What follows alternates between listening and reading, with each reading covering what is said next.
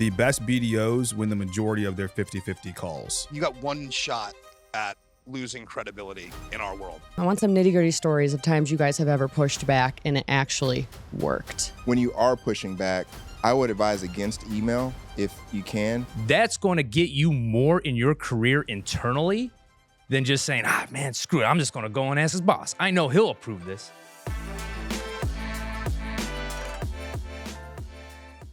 I heard Chris has a present for Ryan, and I want to see what it is. You know, I love a good graphic T-shirt for all my loved ones, and I saw this online, and I knew it was for one and only Ryan Kroger. So there you go, brother.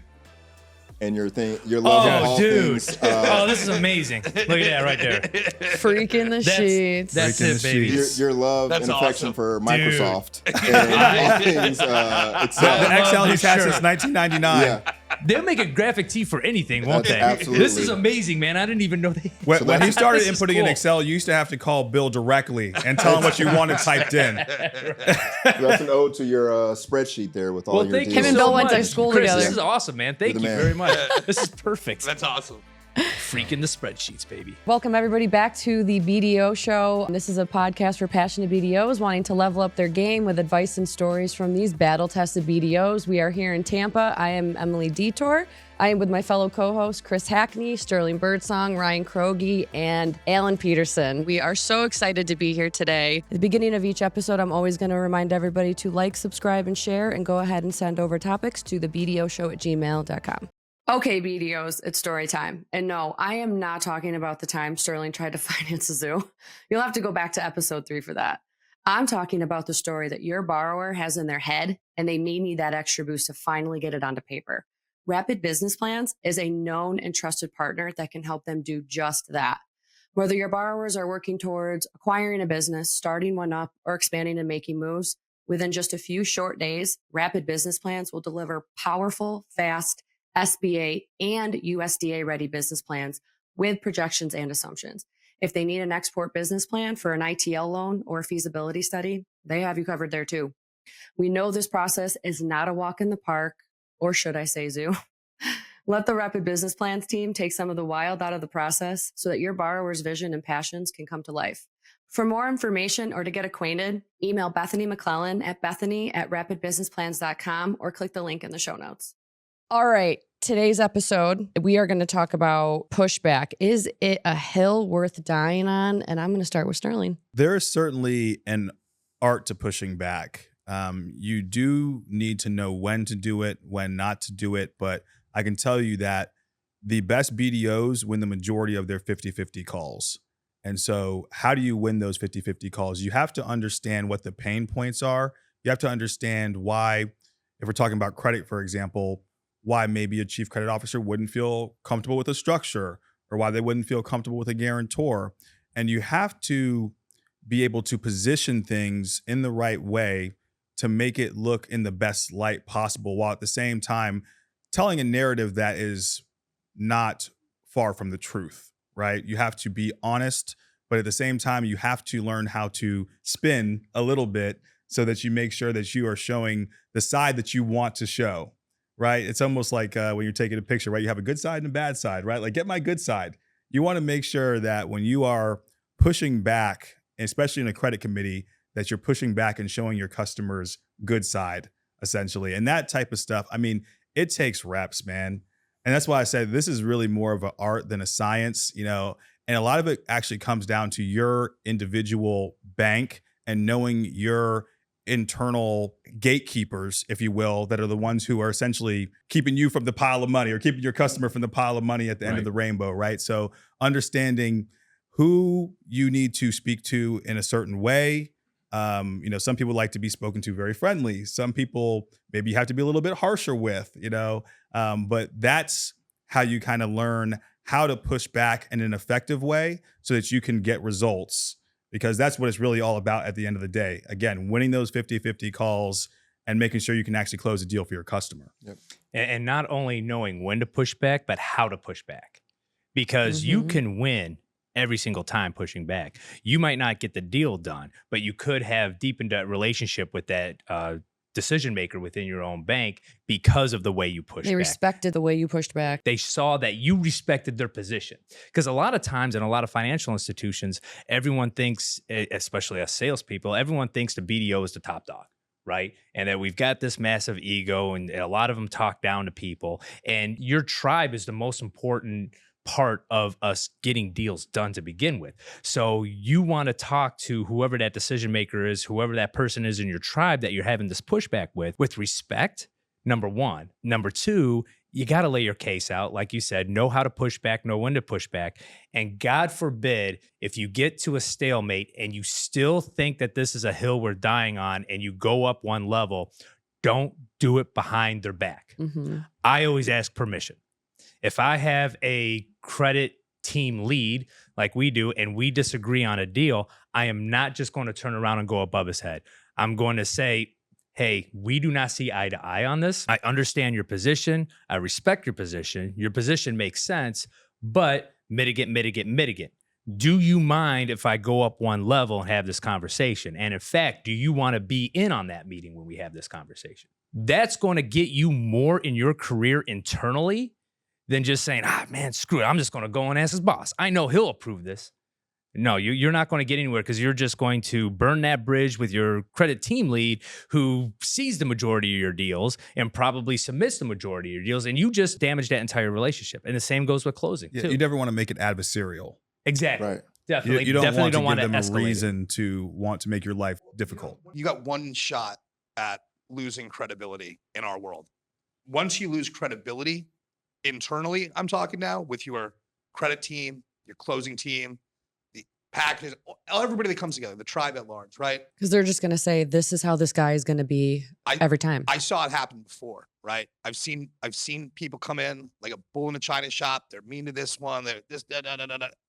They generally don't last long, thank God, right? Because it's got to be the right way, and it's got to be a collaborative approach. And you know, the point of like hill worth dying on, it's interesting too, because there are times where, you know, if we don't see eye to eye, I'll explain my position. But very often, if I get a thought out, detailed response of why perhaps they're not comfortable unless we adjust this or address this or restructure a little, or I'd be more comfortable if X, you know, that's an amazing thing to have that open door policy where we have access to the credit folks. That's amazing, right? Right. Because when you're having those conversations, you kind of know where they're at. And if they're not agreeing with you or seeing eye to eye, that's all right. You know, no one's going to blame you for trying to get a deal done, right? You're sponsoring the credit for a reason. It must have some significant strength that you believe in the story, and that's great. But when they're not so willing to do a deal based on whatever, be open-minded and really think about it. So there's been times where I'm like, you know, that's a good point.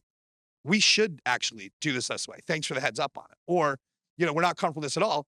And then, quite frankly, then I know that for me, I'll send them to another bank that will do the deal where I know that there's different appetite. Yeah, and there's no individual hill worth dying on. No. Just to be very clear, there's never been one deal in my entire career that I thought, this is the hill that I'm going to die on. No. You know, and I'll fight hard sometimes for a good deal if I really believe in it. Right. But if the answer is no, the answer is no. Right. And part of knowing when to push back is also knowing when to let it be. Sometimes you just have to realize that the person who is in that decision-making position is the decision maker. Right. You can appeal to that authority, but if that authority ultimately says no, you have to be able to take that on the chin, move on to the next deal, because there's no individual hill worth dying on. You got to know when to hold them and know when to fold them, right? Shout out Kenny Rogers. RIP. And you got to know how to bow out too. Bow out with grace. Don't be adversarial. I think you said it, Chris. Don't be adversarial. Do not try to push the envelope. You want to bow out with grace.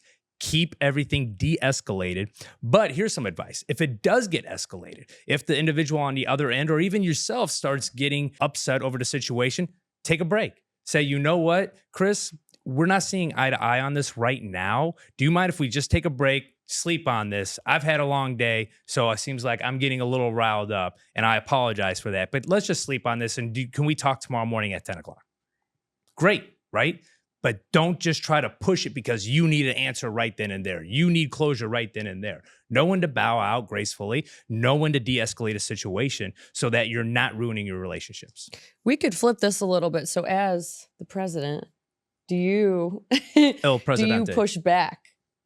Do I A lot. Absolutely. My goal is production, first and foremost, and obviously equally as important as credit quality. If it's a deal that makes sense, because I'm recent as a lender and I know we've done similar deals, it's a delicate dance. I wouldn't advise this for someone newer in lending or newer in their career. But if you're maybe 2 or 3 years in, you can reference similar types of transactions. There's a way you can craft your email or have a conversation where, hey, this was a liquor store acquisition, kind of similar cash flow. They call it similar, precedent in the legal exactly. world, right? So you can reference some precedents without saying, well, you did this, you should do this one, right? Right. And make sure the deal's paying. What's that? Make sure Look up. Make sure they're current. So Talk they're to paying. PM and make sure that they're paying. But I have to be, in my current, more selective in pushing back, because it's not just me and all the lenders and Sterling, right? I have underwriting, closers, so I can't be pushing back on everything just because Sterling wants his deal done, right? So they're all going to be like, well, Chris just cares about the lenders. So I have to be more selective. And at the end of the day, it's all of, does this deal make sense, and is this going to get repaid? And if I feel that way, I'm going to push back and fight for it. And there's a way. I usually just bring everyone in on a call, right? If it's really something that no one can agree on, let's just jump on a quick 10, 15-minute call. Mhm. What's your position? What's your position? How can we come to some sort of compromise? If we can't come to a compromise, then maybe we agree to walk away from this deal too. So I highly advise, when you are pushing back, I would advise against email if you can, because again, you want to eliminate the kind of leading into tones in email and someone assuming making what somebody assumption, meant. yeah, how you're saying something. I would say, hey, can we jump on a quick, like Krogi said, or Ryan said, hey, I'd like to take this a level up. Would you like to be in on that call? That way you're having a conversation. You can build some rapport when you start the conversation, Absolutely. right? It's not just, here's why we should do this deal. Here's why you don't say we should do this deal. Here are the mitigants, and you send an email. Who's really gonna say, yes, you're right, after they already said no? Right. So jump on a call. Like Sterling, we had one earlier this week. We were trying to structure it a certain way. I called it a firing squad deal killing session, but it turned out, well, Sterling's a great lender and salesperson, and it ended up getting the deal approved in a call, which I thought, God, this is never going to work. It did seem like that call was set up just to kill that deal. And I knew it was. I'm like, oh, how do I motivate him after? Like, he's going to be so down. But Googling motivational quotes. But yeah, but the way that he pushed back and we pushed back, we made them see why this was a strong deal, and we got to a compromise of, okay, we need to reduce the leverage if we can increase seller note, if we can get more cash in. But because we had a conversation, had we just sent an email around, I don't think that deal gets done as presented and just going back and forth via email. I don't know how you feel. So here's just a little quick tip for anybody who's presenting in front of a committee. Whenever you start getting these like little tangents that the chief credit officer and things want to kind of maybe take you on, make sure that it's okay to go in those directions as long as those directions are leading you away from the no. Right. Because if it's a situation where all of a sudden they're like, well, maybe a seller note would be better for this. I'm like, you know what? That's a great idea. I think a seller note would be fantastic in this transaction. I think we have a quorum, and is the loan approved now? I couldn't believe it. I did actually do that too, because there was enough decision makers on this private call where I was like, this is actually, do we have a quorum here? This is all loan committee. Can we just approve this now? Like the day before loan committee happens, I'm like, holy Sterling. Yeah. But I do that sometimes where it's like, I see the glimmer of hope of how something can get snatched from the jaws of defeat. And there's maybe a way that they're willing to maybe restructure it. And I'll just go right down that road because it's better than to know. A good thing too, I would advise too, if you're newer on and, we're talking about pushback specifically now with your credit partners and decision makers and that part, always be armed, right? Like have actual documentation or source data or have something. Like when you have an opinion of why, yes, I see what you're saying, but actually, based on this, it's not really quite that way. You know what I mean? And just be able to have an educated response. And if you're not ready to give an educated response, take the Ryan Krogi advice and sleep on it, right?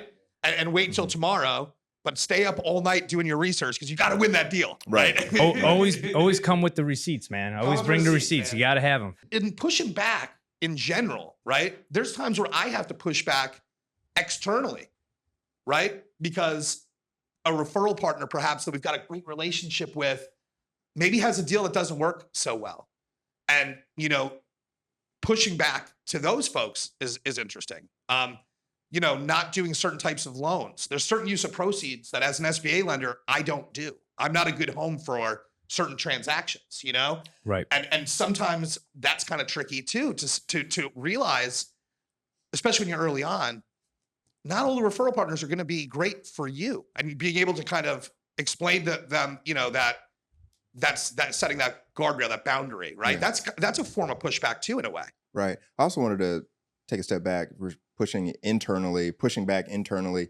You want to push back informed, right? Yeah. A lot of times the BDOs that struggle, they push back with just highlighting the strengths that were already identified in the memo. Right.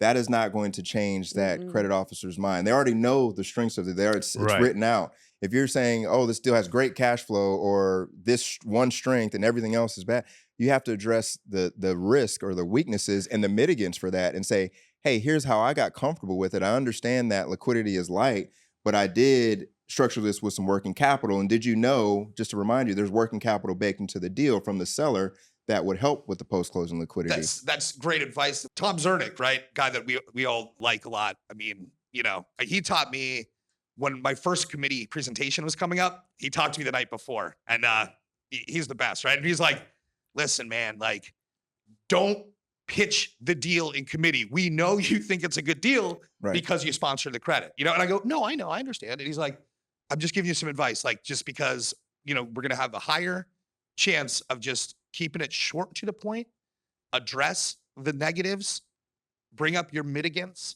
explain, justify those mitigants, and wait. He's like, should we say what mitigants are too? Did we? So mitigants are things that de-risk the situation, right? It's like, yes, but is a really easy way to put it. So even if you're not involved in commercial lending and you're tuning in from Vesuvio's Sports Bar in Wilkes-Barre, Pennsylvania. Shout out Vesuvio Sports Bar, Wilkes-Barre, Pennsylvania. Thanks for tuning in. So mitigants are like your but. So when they go, hey, the loan doesn't have, post-close liquidity, but we got the spouse to guarantee and they have ongoing outside income that's pretty significant. That's a mitigant, right?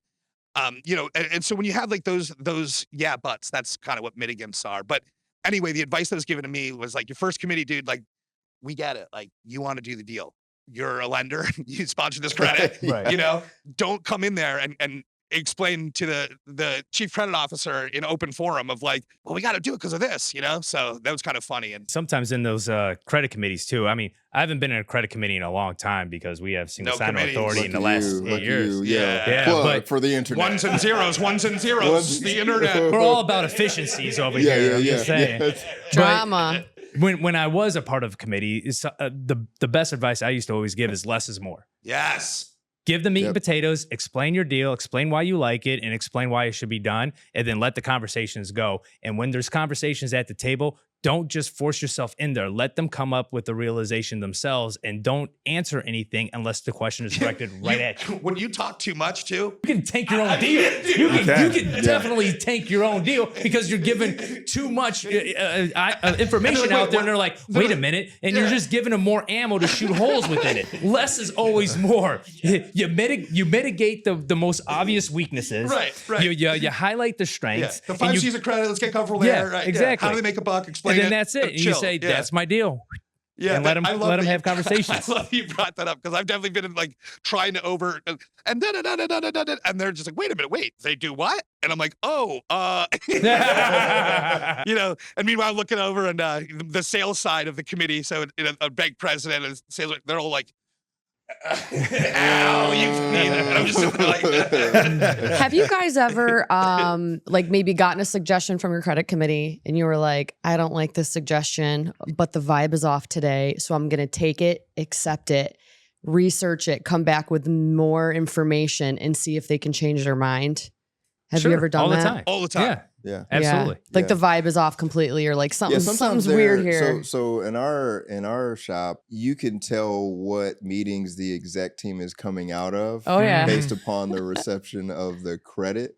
Right. I've noticed when they're coming out of kind of like a production meeting or earnings meeting, and maybe a marginal credit, maybe they don't ask as many questions. It's just like going to we're be a looking no at parade. earnings. Yeah, we're looking at earnings, and maybe we do need this deal, or they're coming out an asset quality meeting, and it's like, no way are we ever lending money ever again. So if you have the inside scoop on that can be helpful as well. A lot of times, I'm going to push this meeting to next week. Yeah, a lot of times I'll let some of the lenders know, like, hey, just so you know, asset quality was last week, or we just had a portfolio PM meeting and a lot of past dues. Just so you're aware, that's the mood and the vibe they're going to be in. So you take that information and understand, like, hey, maybe the pushback today is just something you receive, get more information, and address it later instead of pushing back on that particular call and trying to just jam the deal through because they already have their mind kind of in a certain mode in that based on the prior meeting. That's a good question. And it's all about timing too, right? Because I know that we're just a high volume shop. So we've got a lot of deals coming in. We're just a high volume shop. We're just a high volume shop.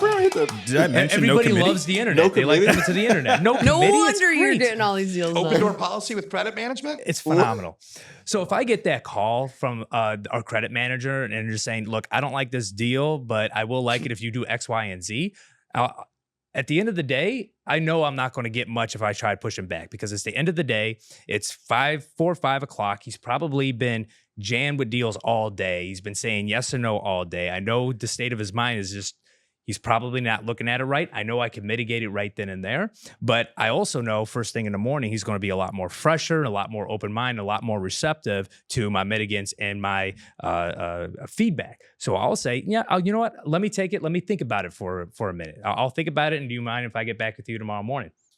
99% of the time, it's like, yeah, no problem. So I'll call him first You guys thing have in the probably morning. learned a lot from like wives and girlfriends too. Oh, I've been like married this for pushback, 24 years. Like is an Pushback art because of definitely an women. art. Let me tell you right now. Like I'm gonna give you guys no credit. I'm gonna give it all to the females. My next I will question was, co-sign on that. That is for sure. you will. I want some nitty-gritty stories of times you guys have ever pushed back and it actually worked. Like, do you guys have a specific loan in mind where you were like, I'm not going to die on this hill, but I'm adamant?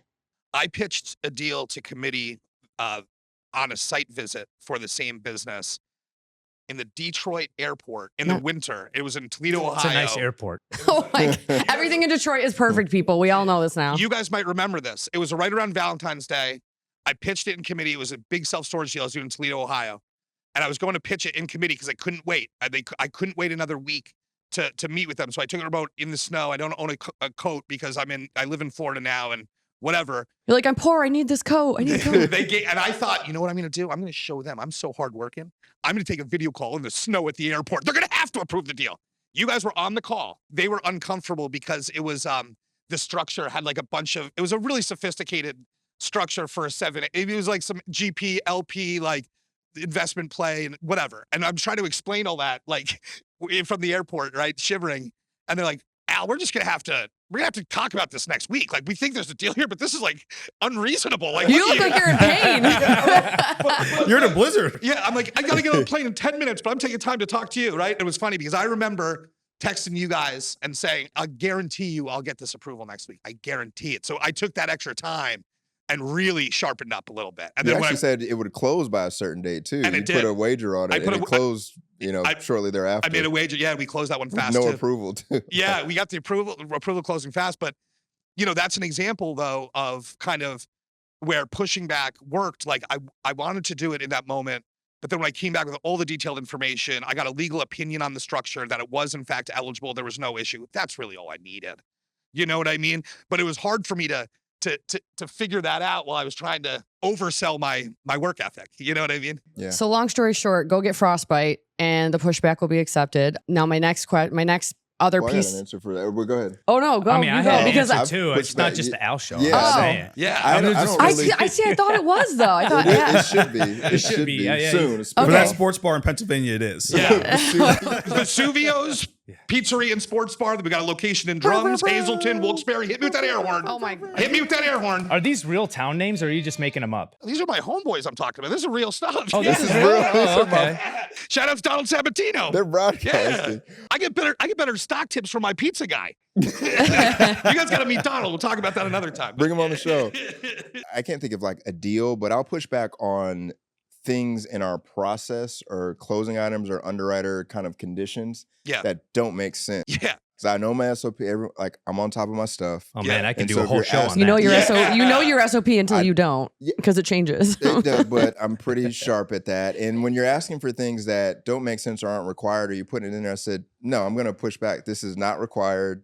Doesn't protect The bank, underwriter doesn't asks this protect many the bank. questions. I ask this many questions. Right, it's that. But there's also, for one example, we were sellers tax clearance letters, which Anna Erig, I hope you're listening.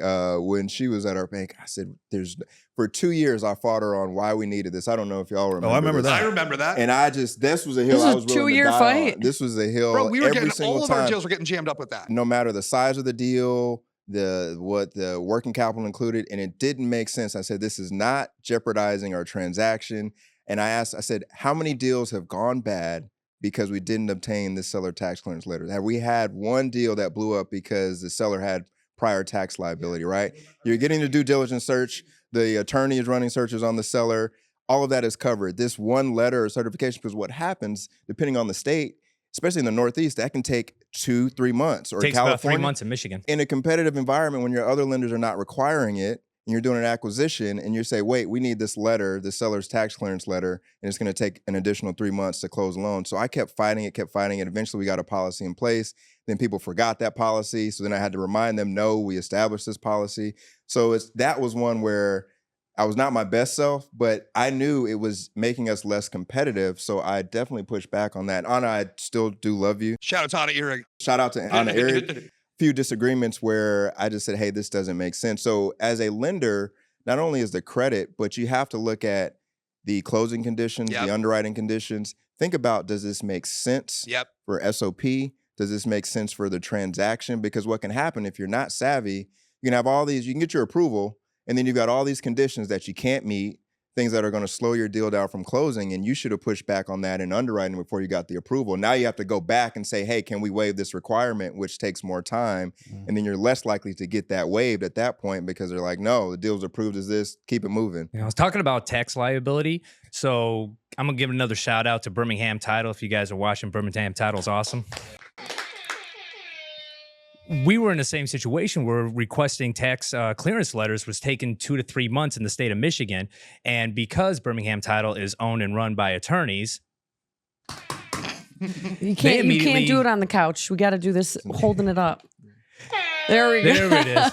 They immediately came back to me and said, well, we know what their estimated tax liability is going to be for 3 months. Why don't we just take that amount and hold 150% of it in escrow until you get the letter? The most simplest things. Now there's no pushback. We close every deal during the normal course in the normal time. And if the tax clearance letter isn't in the file yet, we just escrow it with Birmingham. Right. That's smart. And Problem that's one of the things I said, It's why can't we great. do this? So Yeah. I proposed different ways that we could handle that and manage it, but they still wanted those letters. And eventually we got it resolved. But Yeah, one thing that I've pushed back on that I don't see every lender necessarily push back on is I push back on third-party reports from time to time. Mhm. I've successfully pushed back on phase ones that said we need to go to a phase 2. Yes. Oh, I've in had favor that. of. Yeah, Yeah. yeah, Mhm. and they stuck with a phase 1. I had that happen more than once. And I even my best victory of all time was pushing back on an appraisal. I remember that. Yeah, and actually getting our chief credit officer on board with essentially ordering a second appraisal, which never happens. Right. You know, once the appraisal's in, that's it. You know, you have to stick to that number typically. But I told him, I said, hey, I think this is ridiculous. Here are all these comps that we found. You know, this is like $600,000 undervalue at the minimum. I said, I think we need another appraisal here. And he agreed. And we ordered another appraisal. And because of that, that deal was saved. That deal was on its deathbed. Yeah. We Wow. were not going to get that deal done. You have to be, as a lender, you have to be one of the smartest in the team and on the room. You can't just be a salesperson. I actually pushed back with the SBA when they changed the SOP. This went to like the environmental attorney at SBA because there was a phase 1 required, or the phase 1 was dirty on a second piece of property, commercial real estate. That it wasn't primary collateral, and the SOP had just changed. And it says you Right. only need that on the primary On the- collateral, not correct. additional collateral. Yeah. And they were going to say, hey, we needed all this. We had to send that loan GP. And I said, I sent them an email, snippet from the SOP, and they're like, oh, you're right. Thanks. We're getting used to these rules. But this was one of the top environmental attorneys at the SBA. But I say all that to say, you've got to be the expert in knowledge, and you have to you have to look at everything in your deal. It's not just about the approval. Come with the receipts, man. Yeah. Every time. You got to Yeah. come with the receipts. It's interesting because a lot of topics that we cover are, intentionally geared towards an audience of up and coming folks or just, fans of the SBA lending space, period. And a lot of people say they get a lot of good info from it. We talk a lot about referral partners and how to handle, sales stuff and term sheets. Bro, that's just the beginning, right? You know what I mean? That's nothing. Like, because the fact is that you're just scratching the surface with that. Pump your term sheets all you want. Pipe don't pay. Execution is about closing, right? It's about getting the deal approved and closed. And you got to be able to get in the weeds on some goofy stuff. What I love about this career is I'm learning stuff all the time. Like I'm constantly learning stuff from my colleagues, right? From the people around me, from my superiors. And it's cool, right? That's the best part of it. But the nuances, like pushing back on a third-party report. Bro, I didn't know that was part of the gig in the beginning. I didn't sign up for that, but it's some stuff I've done. Yeah. That in phase ones, I push back on phase ones a lot. Right. But I can't just say, no, this is wrong. No, I have to go and I have to talk to other environmental experts and say, do you agree with this analysis? And if not, what kind of ammo can I take back to push up against it? Because it's really, really light and very, very broad. Yeah. So I'll push back on a phase one all day, all the time. Appraisals are hard to push back, but I've pushed back on appraisals too. They're just difficult. And it's important to read the third-party reports, not just when they're not in your favor. Just skim them if they come back at the value or they're clean, just to get used to them if you're a newer BDO. So I had an example. I was in Hot Springs, Arkansas, I think a couple weeks ago, and we had this appraisal. Sounds like a happening town. It actually is. I don't want to spend too much time. Shout out to Hot Springs, It was Arkansas. the Vegas before Vegas. Everyone would go there to gamble first, and they have all these hot springs and bathhouses and whatnot. So it was a rowdy So you town. went to the bathhouses? Not this time, next time. But it's a $19 million USDA loan, right? We get in there. Before we leave to go on the trip, the appraisal was short by like $2 million. Me and the lender were looking like, this doesn't make sense, and something's off here. And so we found a few things. But the main thing we found when we got there, they missed a whole parcel. Oh, wow. They missed the entire parking structure, which I forget the square footage. They missed it blatantly. And so we get there and we're like, wait, it's this. Now, there was a little sliver of leased land in between that other parcel. I could maybe see how that, but it was a national appraisal firm too. So just that one miss, had this lender not been knowledgeable enough to kind of question that, right? And say, hey, how could this be short by $2 million? They also missed some things with the earnings and cap rates and things like that. But you miss an entire parcel. We get there like, this is a big parcel. Right? That's a big miss. That's banana. The appraisal came back at that the value very needed. bananas. And That's a bunch an of $18 bananas. million loan. This is real. The difference 18 in million? So what Sterling's doing and what, knowing how to push back and Imagine that comp. Oh, well, it's another lender too. But still, even on that deal that you pushed back on, that was a large transaction. When you're able to push back on third-party reports, that's the difference between maybe a $20 million a year and a $30 million, or a 40 and a 60, right? It's those little things that if you can be knowledgeable enough to push back on some of those third-party reports, you can get those deals across the finish line. It's already hard enough to get the deal through term sheet, win the deal, get it through committee, or get it approved by your credit officer. Don't do yourself a disservice by losing out because of an appraisal or third-party report that you didn't really review. Yeah. So I've got a story where getting creative and pushing back, not only won the deal, but got you the retap, the double tap on the deal, for to say. So I financed this marina. We really chucked this pushback into a positive direction. Like, we haven't talked a lot of negative. It's kind of great. Absolutely, because when pushback is done correctly, right. The result will always be amicable. Whether you win or lose, everybody actually wins. Mm-hmm. So I had this marina deal, upstate Michigan, a great deal. Cash flowed very well. Had buyers that were very knowledgeable in the area, but it was this hodgepodge of a bunch of different parcels together. They had the showroom, they had the repair site, they had all the docks along the waterfront, and then they had this parcel that had the gas tank, above ground gas tank, where they would pump the gas for the new deliveries and for repairs of boats coming in for repair. And everything came back fine. The appraisal came back within value. The environmental took forever because of a large piece of land, but the tank was not only required a phase 2, but upon discovery of the phase 2, it was definitely contaminated. It was definitely a facility. So it needed closure. Right, it needed to be cleaned up, and they needed a closure report in order to be able to move forward. So I'm not about to let that kill a $5 million deal, right? And this is a nice parcel of land too, because it's waterfront. It holds all the docks, so it's worth a lot of money. It's worth about $1 million. So instead of pushing back to the environmental company, because I knew that was a losing battle, because the place is definitely a facility with a gas tank that's been leaking, definitely an issue. So I went back to my credit manager and said, what if we just carve that entire parcel out? Because they've already delineated and figured out where the contamination is, and it's nowhere near the edges of the parcel. So let's just finance everything else, see if the seller will put a lease in place for that until they get the closure report, get it cleaned up, get a new tank, and then when they come back with the closure report, we'll finance that. It was beautiful. Man, got it closed. That's brilliant. And right now, it took 2 years to get rid of all the contamination, to get a brand new tank, get it all repaired, and get it back up and running. But I've got $1 million deal on credit right now for him to actually acquire the last parcel. Do you know how long ago Ryan spent that money? 2 years? That commission check's been gone, baby. Been gone. I got 4 daughters. You know, it didn't take 2 months for that commission check to be gone. I guess so. The moral of the story is, and I've been waiting to say this, I'll hold the button up for after I say it, is you catch more flies, or you catch more flies. You catch more flies with honey, but you catch more honeys being fly. Yes, honey. Hit it. Yo, I almost messed up. I haven't heard that second part. I'm going to have to cop that. You haven't? I haven't. Where's the SBA risk guy when you need him? Man. Upstate New York. SBA risk god. Guys, this was an easy episode. This was so easy for us to talk about. I love that. I love topics like this. Again, everybody, thank you for being with us today. It's topics like these that keep these guys going. It's topics like these that are going to constantly educate every single BDO, new or old, and not even age-wise, just whenever. Did you point at me when you said old? Because he's old. You're not. Wow. Shots fired. Oh my goodness. Mr. Excel over there. I am a young You Gen can get me X. back at some point. You can get me back. I am Gen X, but I'm a young Gen X, all right? But we just want to thank you guys for being with us. We have a couple more episodes coming to you from Tampa. So thank you for being with us. Go ahead, like, subscribe, send over topics to the BDO Show at gmail.com. I'm getting roasted. I know. Shout out to Gen X. Shout out to Gen X. I know he's Hit the on. button. Gen Xers, baby.